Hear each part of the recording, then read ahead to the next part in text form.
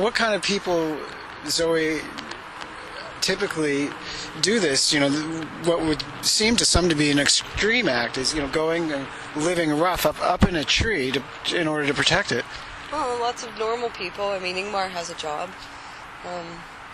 If people just want to do 1 day a week, then you could do it on your weekend, on your day off. Yeah. Well, the mayor of Langford, who they are ostensibly responsible for what may happen here, he was quoted in the newspaper recently as saying, well, he didn't really care about the tree sit because this area wasn't slated to be destroyed for at least a year now. Do you think he's telling the truth? Firstly, that he's not worried about it? Yeah, I don't know. We're getting sort of mixed messages because on the one hand, we are hearing that the province hasn't approved their $5 million that they were supposed to put in for this. But on the other hand, the company has invested a lot of money apparently and has bought up all the homes, 16 homes on Lee Avenue, and so that's a pretty substantial investment. So we are getting unclear signals, and no one's been able to actually look at the documents. Ben Izzet did a Freedom of Information request for those documents, and it's come out that there are 7,800 pages of documents related to this project, and that the province has reviewed, and they told him that the cost of providing those documents would be $2,400. This is for a Freedom of Information request? Right. It's not actually free. Well, the information might be, but getting it on paper is another thing altogether. Yeah. So there's a lot that's unclear, and I think this is one of the reasons why people are taking to the treetops. This is one of the reasons why I'm up there, is because we've been shut out. Everyone has been shut out of this process. We haven't had any public input, haven't had any referendum, and we can't even find out what the parameters are for this development. And we know that it's public money that's being pledged. If we can't have input, through the normal channels, and we'll have to go outside the normal channels. And in this case, yeah, we've put the platform up in the tree, and said, okay, we're occupying this area, and we want to stop the destruction.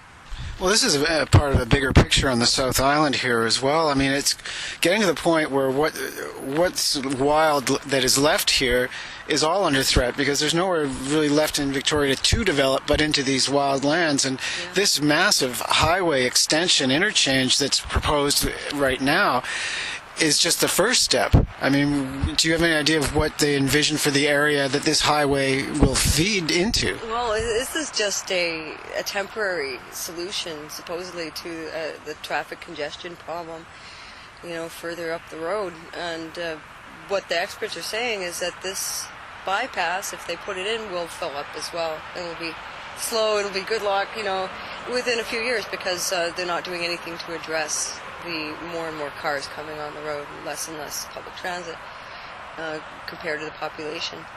So those issues, and it will, but what it will do, I think, in a big way, is service the Bear Mountain Resort, service and expansion, subdivisions, development, houses, golf courses, all these things that they're going to continue developing this area for profit. It's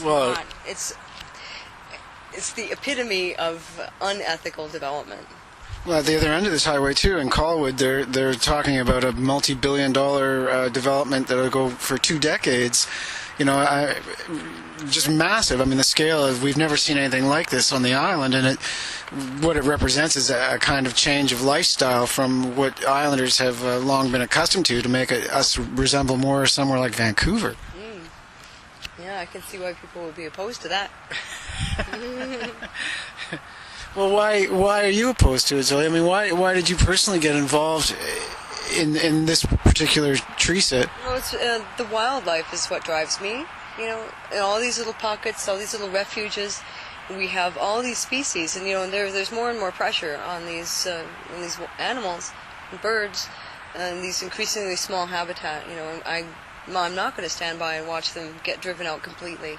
I've seen pileated woodpeckers here. There's a pair of them, and I think they have young in the area.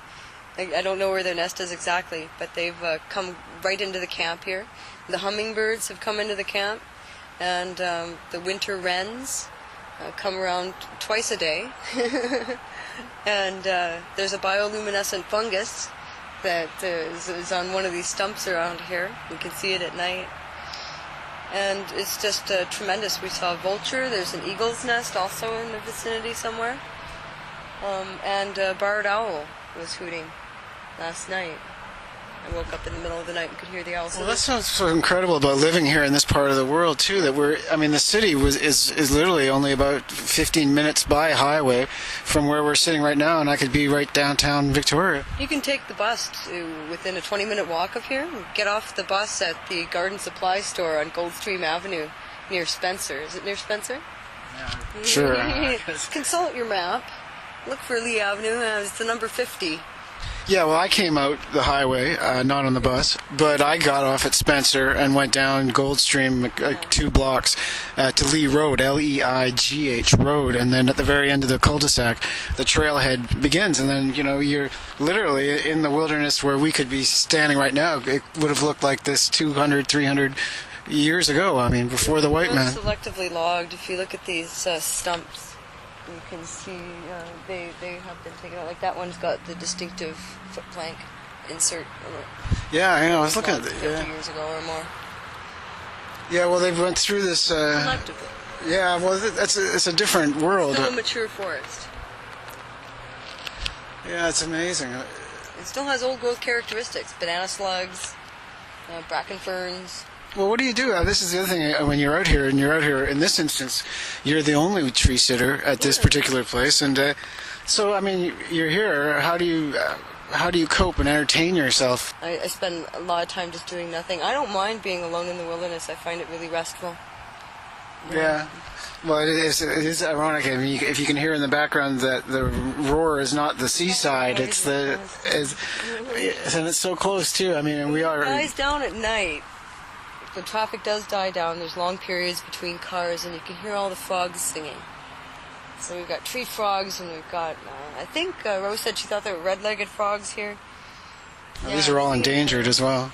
They are, yeah, they're not secure populations. And like I said, we haven't been able to see the environmental assessments for this project. They're under lock and key for $2,400. Well, that is a normal course of events, though. If someone has a big project like this, that they have to do an environmental assessment report. Yeah. Has it been done on this project? We don't even know. I don't know. That's what we would like to find out. See the environmental assessment, if there is one, and or get them to do a survey of this area, because I've just listed off 8 species. Well, you guys managed to get a lot of local media coverage, and the front pages of both the Goldstream Gazette, amongst others. But the daily, the Times columnist gave you guys quite a write-up the other day as well. Yeah, that's been great.